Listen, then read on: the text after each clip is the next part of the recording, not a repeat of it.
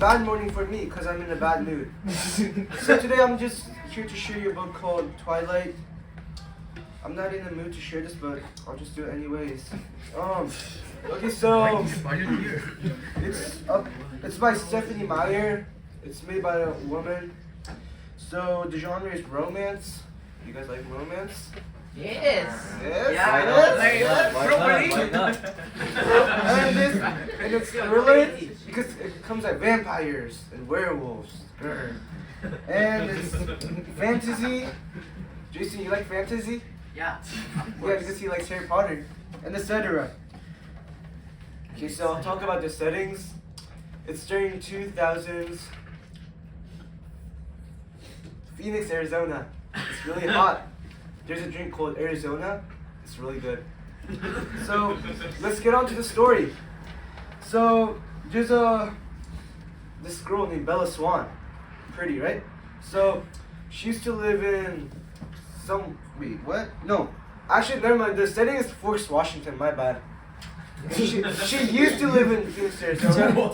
And she moved to Washington to live with her father. His name is Charlie Swan. He's a police officer, chief. So this Charlie guy divorced with Bella's mother, but he's living peacefully. He even bought the truck for Bella. He bought it from the Billy Black. Oh. He's Native American. Wow. Billy Black. You know why he sold the truck? Because he was good, but he can't walk again right now. So I think that's why he sold it. Whatever. And then at her new school, at biology class, she sees Edward Cullen. You know, nice looking guy. And then they get flirty each other. They get romance. You know what I mean? That situationship, like dude. Yeah. So sometimes this guy's like stirring like this all the time. But some days he's like, "Hi Bella, how are you today?" And next day he's like, "Don't talk to me. It's bad to become friends." He's like this. He's like double 이준익 격자, like that. He has whatever. So it was really like snowy day, and Bella was like, I think she came out of her car, and there was like a big van. It was about to crash, but Edward just came and then bam, stopped the car. Like he was like over there, and just like that. Okay. And he seems like romantic. Are you okay, Bella? Yeah, I'm okay. This is what the genre is romance. Oh, great. So later, Bella finds out that Edward is a vampire. Grr. And the whole family is a vampire. You know, I forgot some of their names, but I don't think that really matters. But they have like superpowers. Edward can read minds, but not Bella's. Do you know why? I don't know. That's what Stephanie Meyer did, not me. I'm the author. Okay? I'm not the author, teacher. Okay. And I forgot their names. I forgot the powers, but I remember this. This guy Rosalie, she have power to attract others. Yeah, look at the actress, bro. Look Wow. Very hot. Very hot, right? Who is But- most hot in the book? What? Most of girl is most pretty. Of course, her. Oh. You know, but they find out this vampire is good vampire. They eat the animal bloods, so it's a vegetarian vampire. This is what the book said. On the book they say It's not vegetarian. this family is a vegetarian vampire because they don't drink human or animal bloods. So You literally just said. actually, no, sorry, no. They don't drink human bloods. That's why they're vegetarian bloods. What? Wait, what? No. I just keep going. Okay, I'll keep going though. Relax. So, but there's a vet vampire called James. He's the one who kills human for the sport, for his own fun. He's a vet vampire who drinks the human blood. But he sees Bella. Oh, that looks so good. That one looks good. But Kool-Aid family knows, oh no, Bella's in trouble. We should save her. So they decide to save Bella. Where is Colin family? I don't know. At the end, Edward kills James. But James had like a lover, but she's at the end of the story. She sees, I'm gonna revenge. You know what happened to Bella and Edward? No They get spoil. again. Like, I'm not gonna spoil the whole story. Don't worry. Very, very. So, you know, Bella wants to be a vampire. You know why? Edward, I want to be with you forever, so I can make me a vampire. But Edward wasn't. He said he's like, no, don't become vampire. But this is the first series. There are total 4 books, and Bella gets actually I shouldn't spoil the other books. I was going to do it, but Do it. okay. So on the second book, Bella gets closer with Billy Black's son. What? Yeah. So that's the second book. At third book, they get love triangle. 삼각관계. What? That's Okay. why the At fourth book, Edward and Bella marries and she gets pregnant and she gives birth to children. That seems like very big. No, I spoiler. researched it, and then I would recommend this book to Jason because he likes to read about fantasy. It's too thick. What is the score? What's Like, the- what is rate much? is 10 out of what? 10 out of 10. Honestly. And honestly, and I wouldn't recommend this book to Yu Chan. I don't think he's doesn't like it. So this book is really important because it talks about romance, thriller, it has lots of genres. Thank you. Again! Hello, my name is Evan, and today I want to introduce the book named Hope Was Here.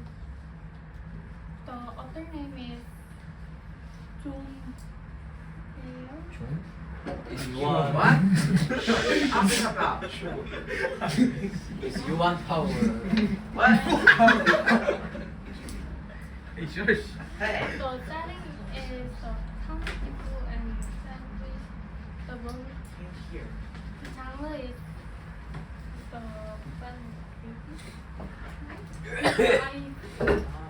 Before I talk about the summary, I want to introduce the character's name.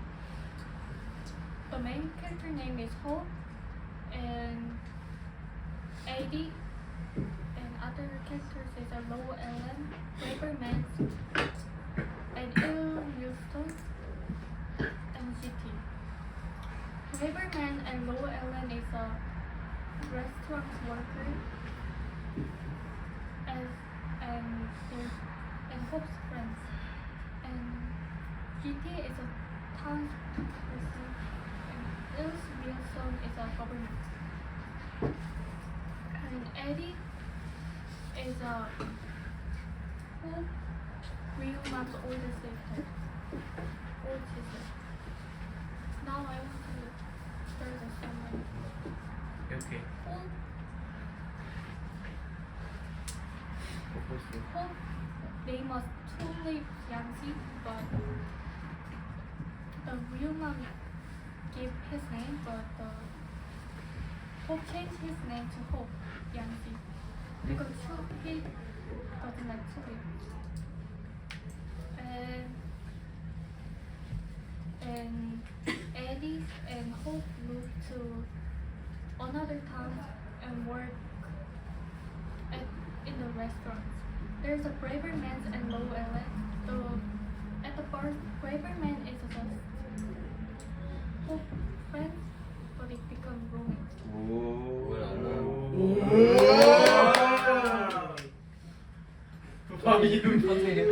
반응이 Low Ellen is a restaurant worker. And when he moved, that town felt like a home to the Hope. And there's a new song. The government is a really bad person because like money and not care about the country. So the townspeople GT was very angry. And so but GT had disease. So Hope wants to have GT. And Hope and GT wants to find you like change the town. Want to change the town. And later GT and Eddie get romance. GT and Eddie love each other. Good afternoon. Today I'd like to talk about the novel I read this week, the 13 Reasons Why. This book is written by J. Usher. He is an American author best known for his debut novel, this book 13 Reasons Why, and it's published in 2007. The story is basically about a high school student, Clay Jensen. One day after school, he found a mystery package of cassette tapes on his doorstep, and inside them there are like 7 cassette tapes and recorded by Hannah Baker, who was his classmate and crush, but who recently died by suicide. The tapes contain like 13 reasons why she suicide, or about the 13 people and events that have contributed to her decision to end her life. Each tape addresses a different person, and each person must pass the tapes along to the next, forming a chain of accountability. Clay listens to Hannah's voice throughout one long, painful night as he walks around town, retracing the place she mentions, and find how might she had built while the event. The story switches between 2 timelines, narration on the tape, which is the past time, and Clay's reaction in the present while he visits the place where the event happened. Throughout the story, we can learn with Clay how Havana experienced rumors, betrayers, and bullying and lies, all these emotional networks, and slowly chips away at her ability to cope. Each incident seems very small and on its own, like this normal school life, but have no rumors around her. But together they form a devastating patterns and pain between her, and there's a feeling of isolated, invisible, and hopeless. The most heartbreaking part is Clay's involvement. He received a tape, but he is not on the list because he hurt her. He is on it because she wanted to explain why she pushed him away despite caring for him. Clay becomes the emotional author of the story, representing the guilt, confusion, and regret left behind after tragedy. By the end of the book, Clay learns a painful but powerful lesson. We might never understand the effect of our actions, and sometimes the smallest actions of kindness or cruelty can change someone's life. This is the short summary of the book, and by then I would like to introduce about the main characters of the book. Hannah Baker, as I said before, a best friend and also a crush of Clay Jensen. She was bright and witty and very observant student who becomes the victim of a series of harmful rumors and actions. She was mentally ill before, but She narrates the most of the book throughout her takes and show how small incidents she experienced can have changed her decision to leave. And her character reveals how a person can appear fine on the outside while suffering deeply on the inside because Clay Johnson never realized her pain because at the outside she was very bright and healthy. The Clay Johnson is the one who received the cassette tapes, a kind and thoughtful person but socially anxious. She serves as the emotional lens for readers by reacting to the cassette tapes. His palpitation and heartbreak allows us to feel the full weight of Hannah's story. Just slowly, I introduced this person the first time in the speech, but the first voice on the tapes. He spreads the damaged rumors about Hannah, shaping how others see her, which stressed her a lot. And his action represents how small mistake can spiral into life-changing consequence because the rumors he started was very effective on Hannah's mentality and it makes Hannah suffer to the end of her life. Jessica Davis is Hannah's friend, later becomes part of rumors and misunderstanding.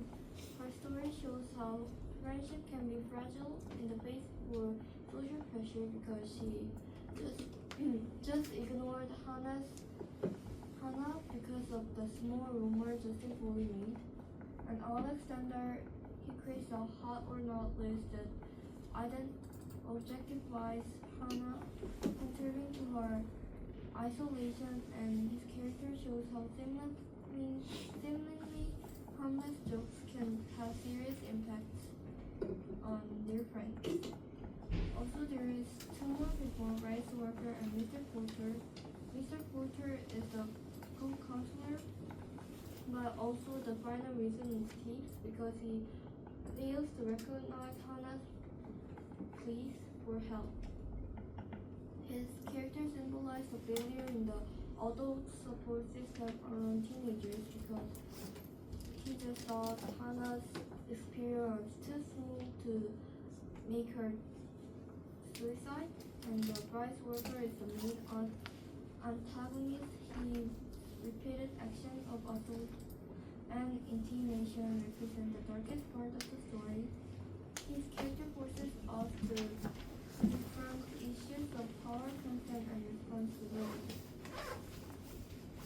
The memorable quotes and their meaning. There is one quote that is very short but also very effective, like everything affects everything, which means a key theme of the novel. Hannah emphasizes that every action, rumors, jokes, lies can influence someone's emotional world, and there is also a plot that can be compressed in this problem. Like, if my love could save you, you would not live forever. This also shows how strong is one's kindness and love towards others, while not the original novel but widely associated with it.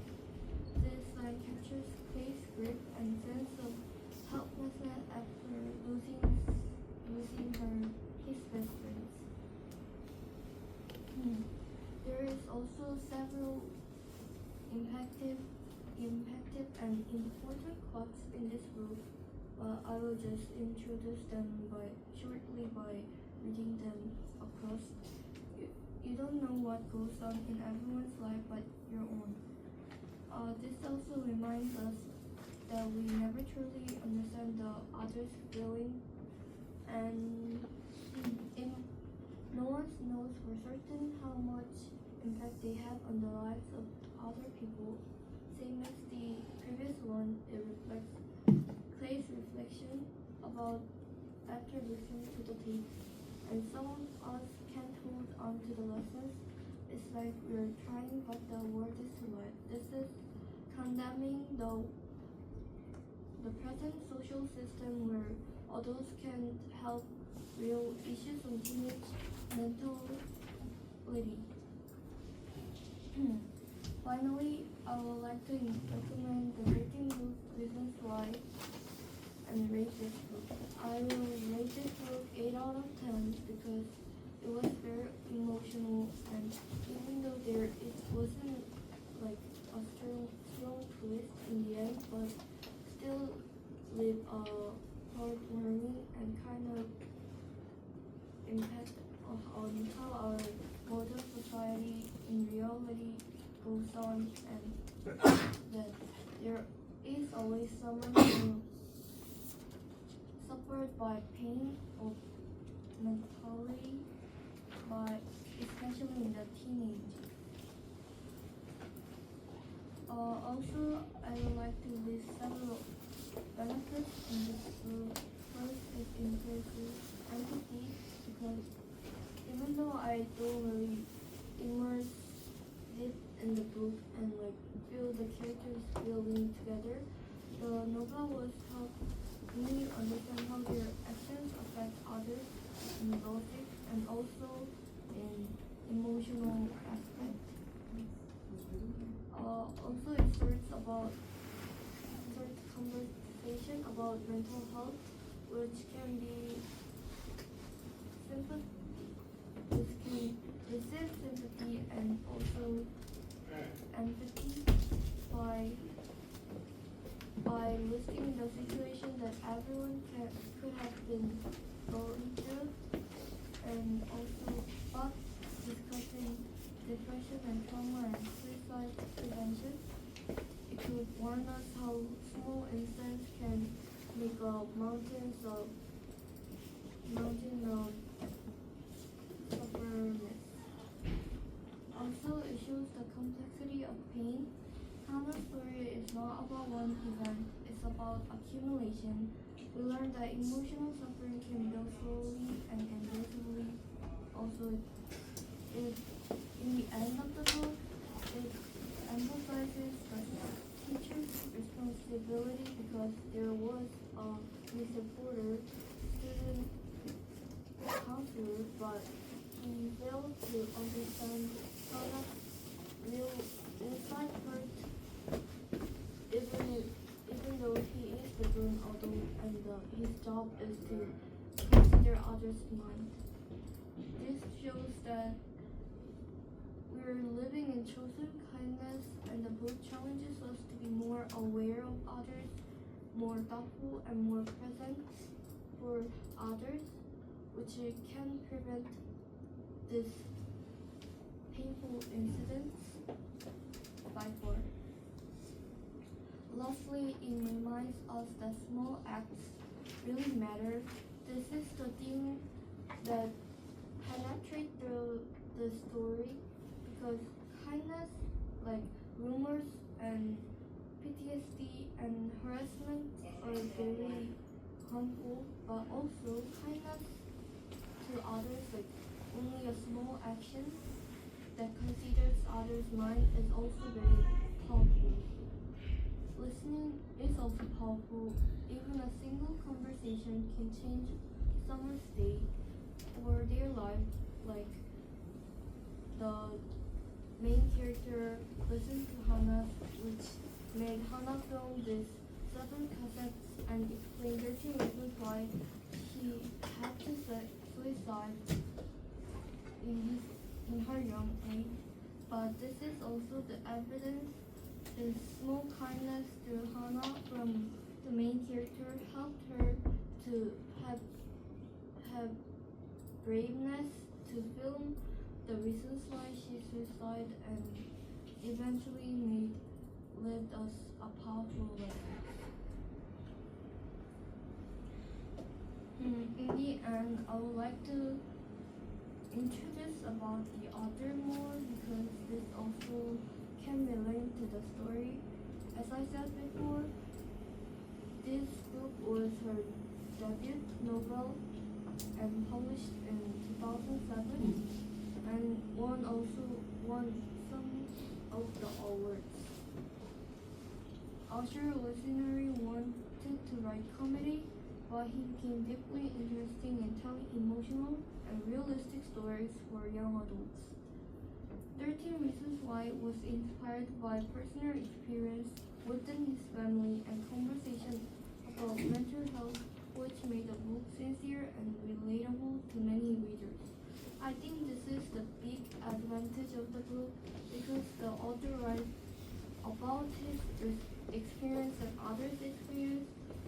This made the book really realistic and make easier to receive empathy from the readers because this is not something like fantastic or unusual things, but more of we once had gone through experience. I wanted to explain about the author. My name is Daniel, and I read A Long Walk to the Water, written by Linda Super. At first, I think that the author's name includes a park, so I thought it will be a story about like some racism in the Korea, but it was not. The story is about Salva, who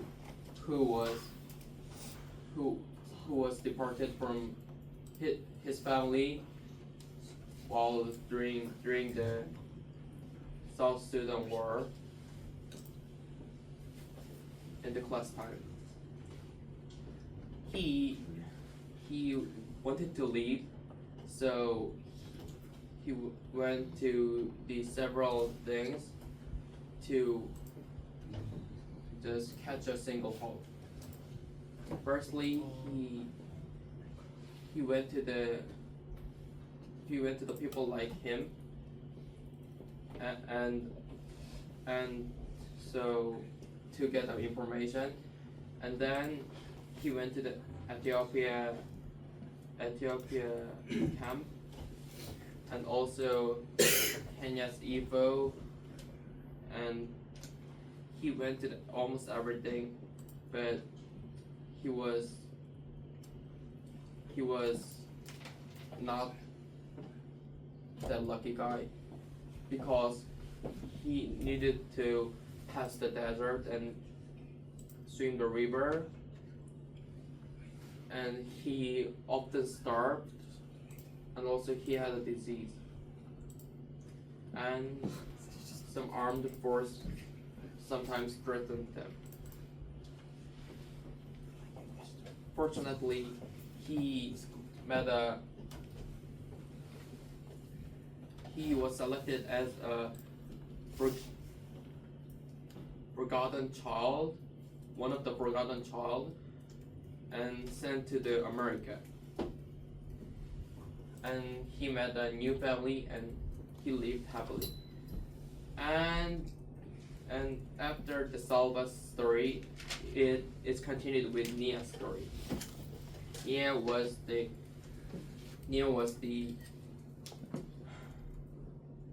girl who lived at the South Sudan in 2008.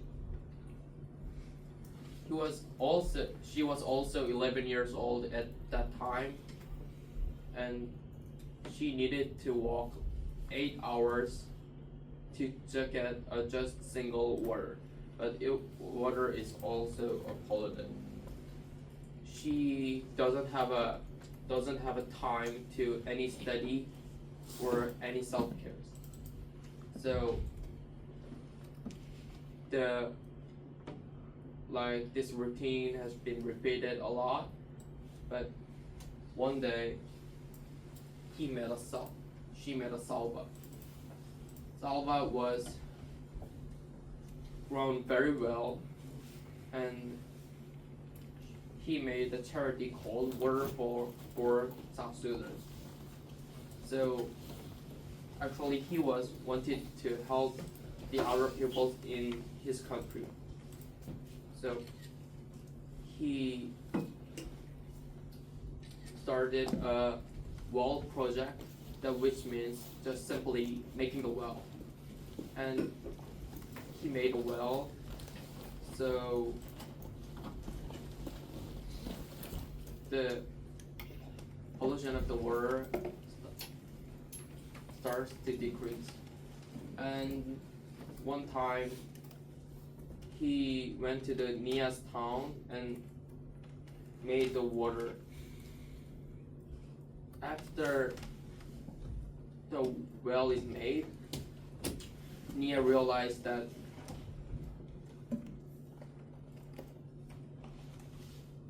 the head of the project is Salva, who was like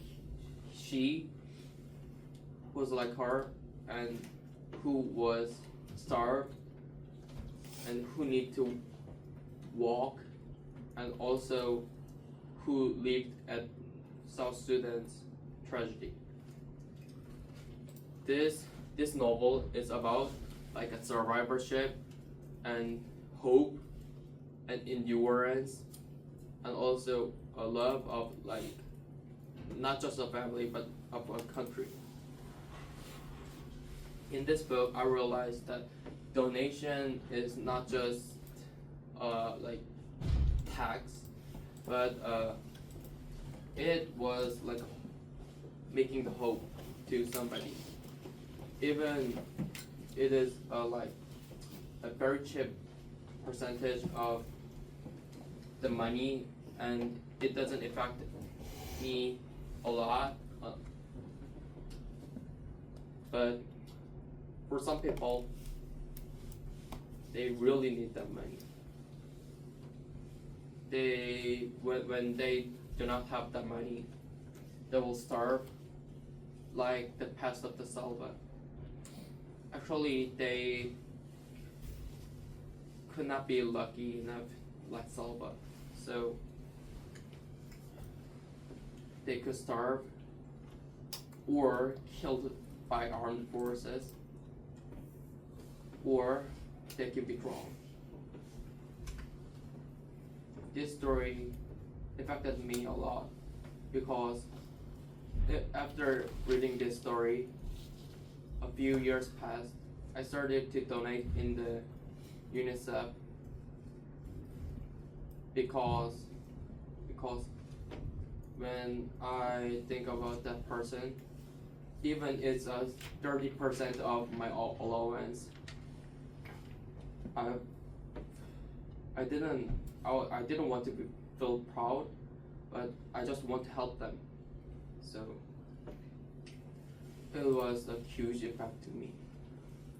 And also when I read again this story, I thought about the recent issue about Gaza Strip. It is a place like South Sudan in the past. It has a frequent war, and they're just attacking the public things. So public places. So it will have a lucky Salva and lucky Salvas. So I think Gaza Strip needs to be spotlighted even the war ended, because they were just the family. They can be just a family that who wanted to just have even a dirty water to survive. They just wanted to survive. I don't know why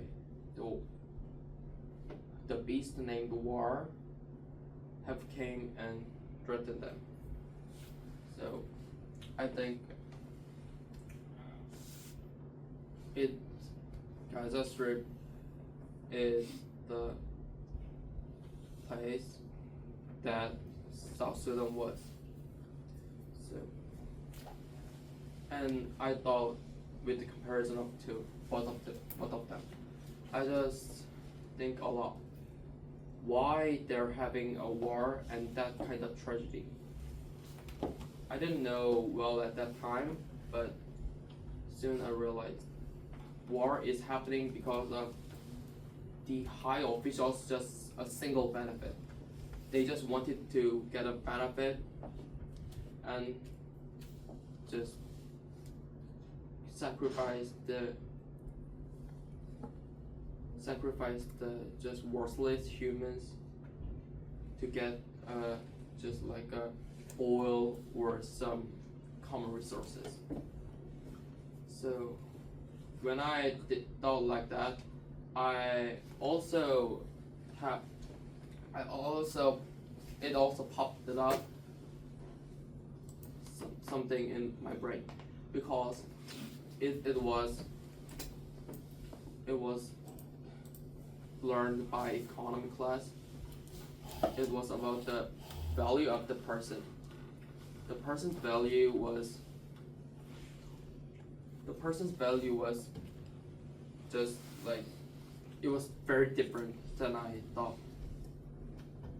In economical perspective, or like furthermore, just the beneficial perspective and country's perspective, is actually a nice plan and best plan to sacrifice some just worthless families and divide worthless families to just get a single amount of oil in the poor country. But however, everyone knows this is an immoral thing. And also, I think this book is giving the reason why we shouldn't do this, and we need to donate something. And ending by blessing the hope to the goddessry. It was a long walk to the water. Thank you.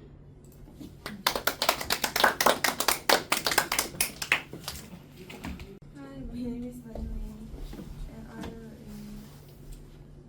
know why the Caucasian bird sings.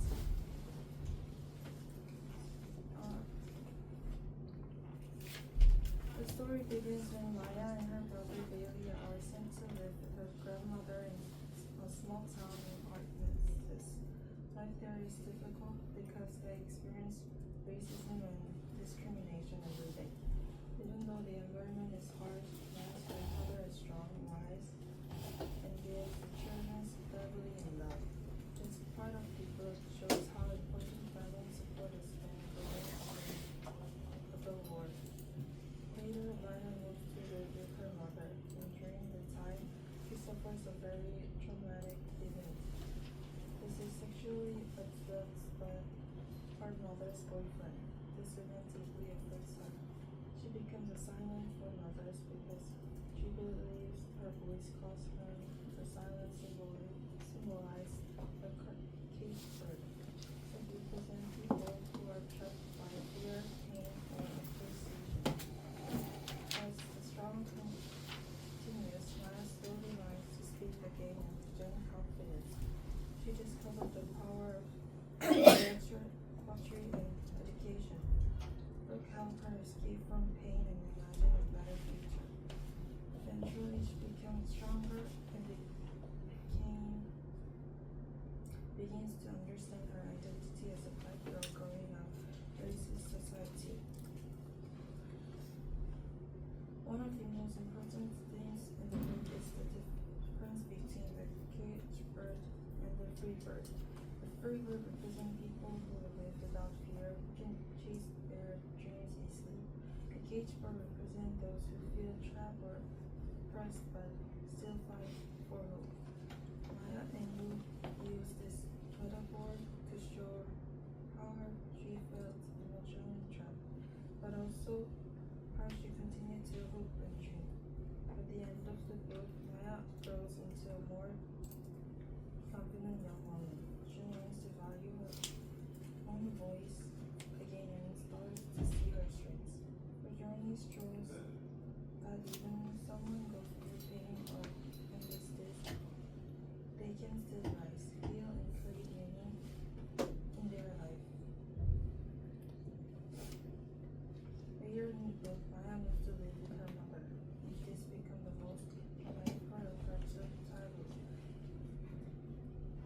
After she reports him, something tragic happens, and Maya feels anxious even though she is fine. Because of her guilt and fear, she stops speaking entirely. She goes silent for almost a year. Her silence is a key symbol in the story.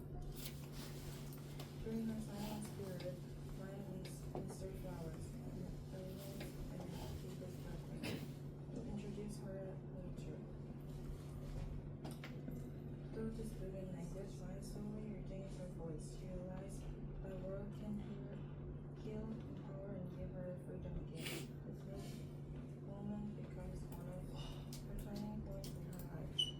As Maya grows older, she continues facing challenges. She deals with confusion about identity, self-worth, and womanhood. But she also finds confidence and independence. She becomes the first black female street doctor in San Francisco. This shows her early and determination to break barriers.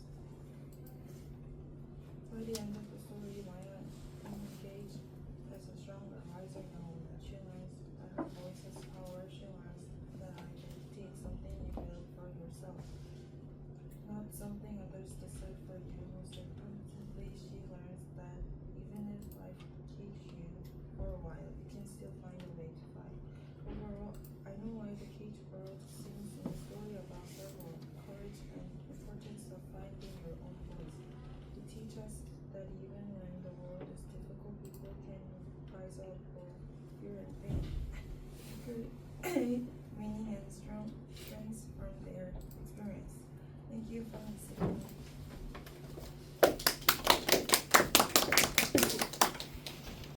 Hello everyone, for my book presentation, I read The Scarlet Letter. It is a classic American novel written by Nathaniel Hester. It is one of the most famous books in American literature and is often studied because of how it portrays the old history of our country. The genre of the book is historical fiction and historical romance.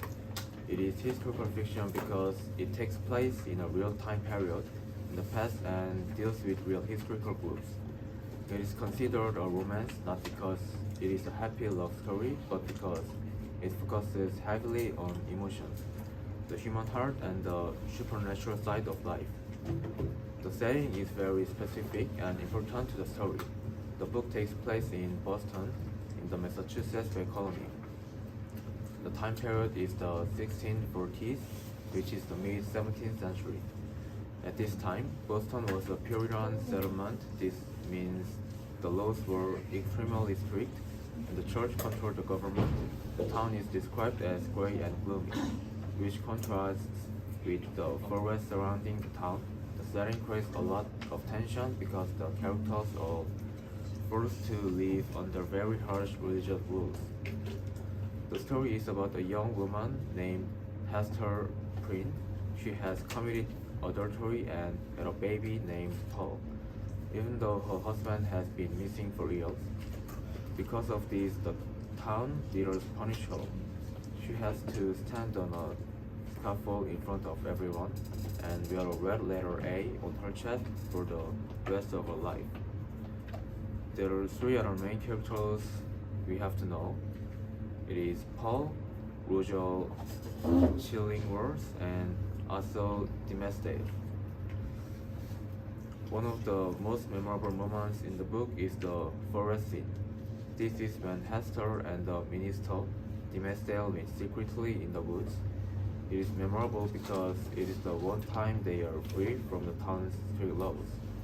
Hester takes off the scarlet letter and lets her hair down, and they talk about running away together.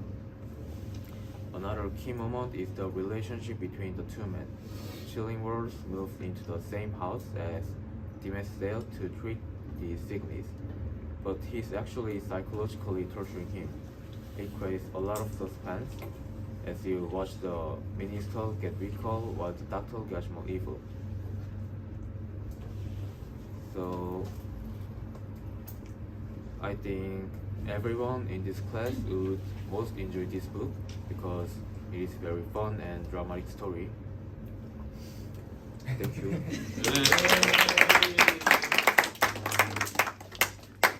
Hello, my name is Gigi, and today I'm going to talk about Invisible Man by Rappo Larfellis. This novel explores identity, society, and the feeling of being unseen, not physically invisible, but ignored or misunderstood by the world.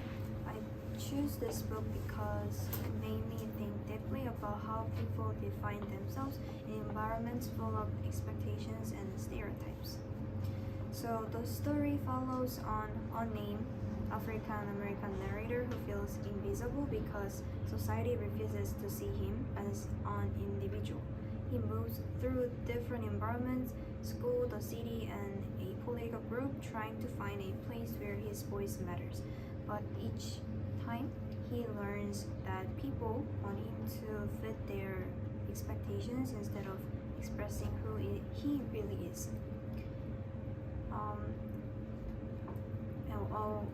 One key early event is one memorable early event is when the narrator is pressured into doing something humiliating just to earn a scholarship.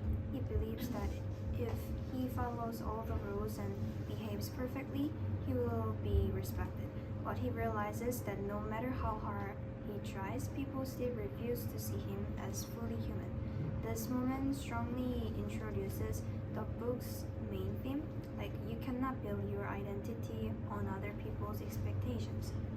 So later, he joins an organizations called the Brotherhood, hoping that they will finally value his ideas. At first, it seems promising, but over time, he discovers that even this group is using him as a symbol rather than respecting him as a real person. This becomes a major turning point because he starts questioning every belief he had about who he was supposed to be. So a quote that stands out to me is, "I am invisible, understand simply because people refuse to see me." This quote captures the whole message of the novel. It shows that invisibility is something society creates when it refuses to see people beyond stereotypes. So this book made me reflect on my own experience. Of course, my situation is not the same as the narrators, but I've also had a moment I felt unseen times when people had assumptions about me instead of understanding who I really was. This novel reminded me how important it is to trust my own voice instead of constantly trying to match others' expectations. So in conclusion, Invisible Man is a powerful novel about identity, society, and the desire to be truly seen. Without spoiling the ending, I can say that the narrator's journey teaches us that self-definition is one of the most important parts of being human, and I would recommend this book to anyone who enjoys deep and thought-provoking stories. Thank you.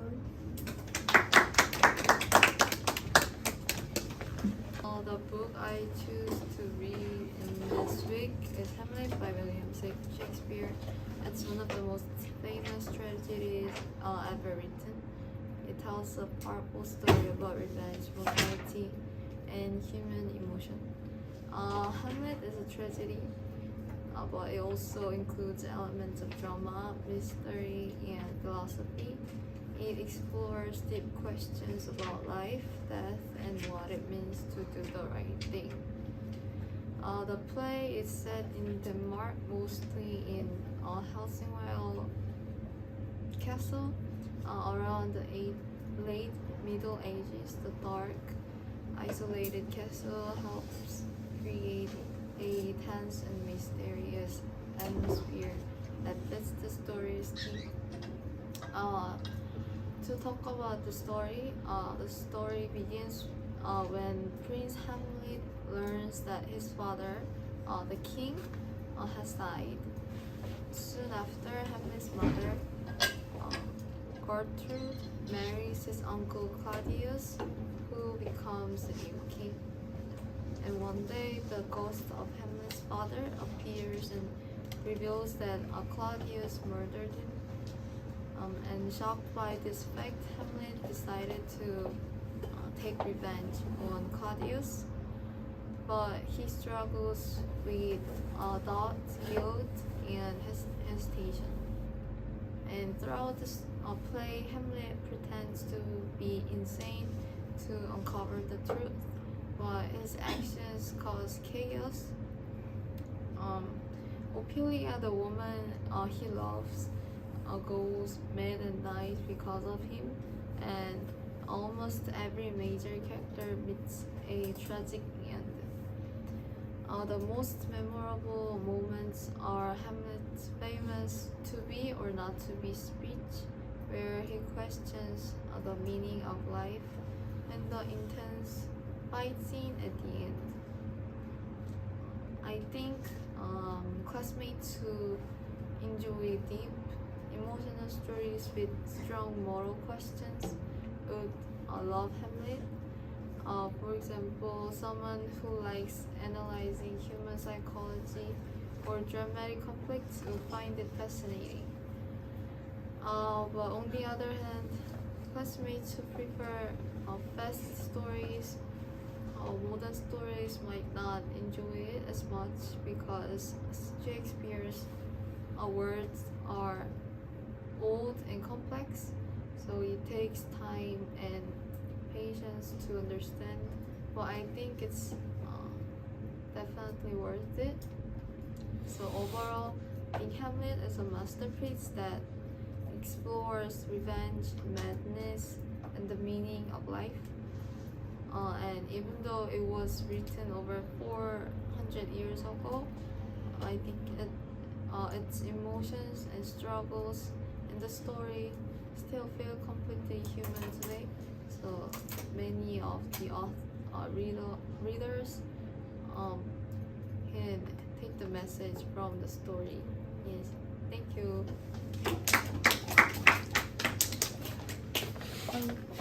Yeah, I basically read the crossover. Yeah, I basically read the crossover for the book presentation. Yeah, it was written by Arthur Miller. Stop And okay. I'll give you some like historical and like expositional information about this book. Yeah, I mean, during this like 1950s when Arthur Miller wrote this book, there was like kind of the time period was about the Cold War. There was like kind of communism and like capitalism conflicting. There was a very big conflict between these two different ideas. Yeah. So, and basically Arthur Miller was American, and like at the time, like the capitalist kind of okay. Since like there was like kind of the senator named Joseph McCarthy, like who argued that there was like kind of a lot of spies infiltrating spies from the Communist Party, like Soviet Union, or is like infiltrating this American society. So this kind of gave just a lot of people scared, which is in like in historical term it is called like Red Scare, and Joseph McCarthy like exploited this kind of Red Scare for his like political advantage. Yeah. I mean, and like he also kind of like held the committee, and Arthur Miller was one who was accused in the committee. So he basically kind of was worried about this kind of mass hysteria that was ongoing in the society in the 1950s, like America. So basically, I think the genre of this book is historical fiction. This is based on the real story in like 7th century, like Salem, and for the basic setting of the book, so it takes place in the Salem, as I said, and it was in like the time setting was like in the 7th century. And the word summary, basically it was about witch hunt. As Abigail, first like there was the girls were dancing in the forest and they were caught by like Reverend Paris, and then his daughter Betty was like she was not in consciousness, and yeah, and Abigail like wanted to hide like the fact that they were dancing in the forest, so kind of she made up the story, and this kind of led to witch hunting. Oh yeah, witch hunting, and there's basically 4 acts in the story, so I'll just go to summarize Act 2. So Act 2 basically starts with like John Proctor and Elizabeth. John Proctor was the one who kind of committed some, who cheated with like Abigail, So I mean, Abigail.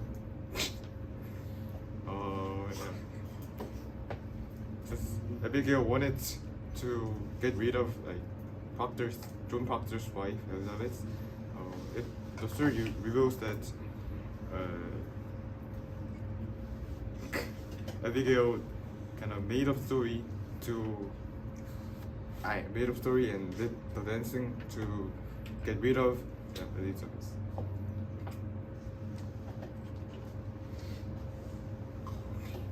So basically, I'll go on to Act 3.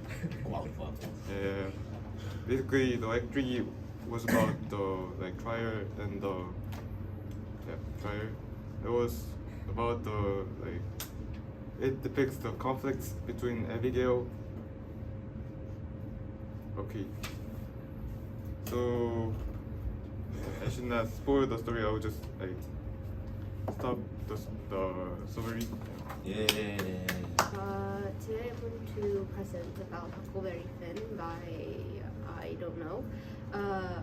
And today I'm going to be talking about the memorable events in the story of the adventures of Huckleberry Finn. One memorable event in the adventures of Huckleberry Finn is when Huck decides to help Jim escape, even though he has been taught all his life that helping an enslaved person run away is wrong. Huck writes a letter to Miss Boston to tell her where Jim is, but he feels guilty and confused. After thinking about everything Jim has done for him and how much Jim cares for him, Huck decides to tear up the letter and says, "Alright, then I'll go to hell." This moment is important because it shows Huck choosing what he feels is morally right instead of what society told him to believe. I can relate to this because I've also had situations where I had to choose between what others expected and what I felt was truly the right thing to do. When I want to explain why the author wrote the book and the connection about it, I think Mark Twain wrote this book because he wanted to show how unfair and harmful racism and society's rules were during the time of the period of the story. And through Huck's and Jim's relationships, he wanted readers to see that real friendships and human kindness should matter more than race and social class. Twain also used the book to criticize the hypocrisy of adults and the way society often teaches the wrong values. I can connect to this because to my own life because I've learned that sometimes you have to question what people around you believe or think for yourself. Friendships with people who are different from me have also helped me understand the world better, just like Huck learns from Jim.